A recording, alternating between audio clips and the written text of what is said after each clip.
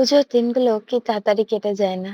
হঠাৎ করে এত আলো, এত আয়োজন, এত মজা, এত শিল্প, সমস্ত কিছু কোথায় যেন হারিয়ে যায়।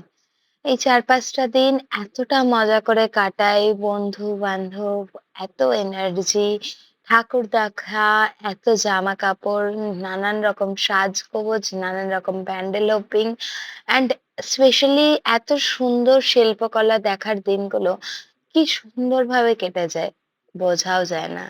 ফ্যামিলির সাথে, বোনেদের সাথে, সব বন্ধুদের সাথে এত সুন্দর, সুন্দর কাজ দেখা, মায়ের মূর্তি দেখা, সমস্ত কিছু হঠাৎ করে শেষ হয়ে যায়।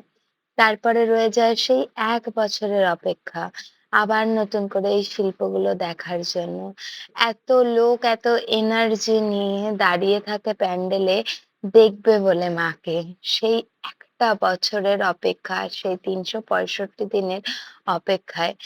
কি শাড়ি পরবো, কি জামাকাপড় পরবো, কোন বন্ধুদের সঙ্গে বেরোবো, কাদের সঙ্গে মজা করবো, কোন বন্ধু মিস হয়ে গেল, সমস্ত কিছুর মধ্যে দিয়ে পুজোটা যেন কিরকম ভাবে হট করে কেটে যায়। ক্লান্তির দিনগুলো ফুরিয়ে সেই বন্ধুদের সাথে কাটানো মুহূর্তগুলো হট করে কিভাবে কেটে যায়।